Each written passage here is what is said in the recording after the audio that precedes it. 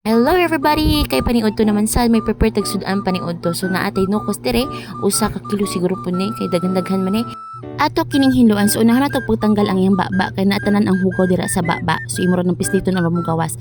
Actually guys, kahibaw ko maluto pero wa ko kahibaw asa dapat ang hinluan o asa nga part ang dapat hinluan. Kung wala maniguang dili ta kahibaw ay bidas lagi.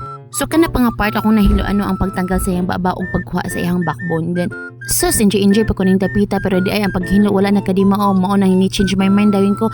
Ug sa walay pa duha-duha atong gipunggutan og ulo ug giluglog og taman-taman na ron mahubsan sa iyang duga. Ay sis boys, ayan na paghunahuna mo ana kay maka-migraine na. So paghuman og habo sa duga nag importante dili jo ang kalimtan ang pagwaswas. Waswas na para safety ba. Si kani jo mga boys maka-migraine na ba na. Kay when it comes in food industry kinahanglan jud naa kay food safety. Tsada kaya di ba? Kay nahotdan man og gas sa mga gasoline station no so makakahoy sa lang taning dapita so akong gidaghan na panig kahoy aron mo sila og maluto dayon ang sudan. Kay naka-feel naman ko gutom so akong gidabdaban og taman-taman na musiga pati kaha. Ay sis, dito mabalakan no. Pag human og init sa kahano ako gibutangan dayon og tanduay. Ay sis, di mabalakan no kay healthy kayo nang tanduay dire. Di na kiuler sa among tanduay po dire. Pagkainit sa tanduay atong gibutang ang lamas unya gi-shake aron di masunog ni. Pag human ana atong gibutang ang nukos. Kasi nagtuo mo nga prituhon na to na dili na mao ato na butang ang tubig aron malata dayon.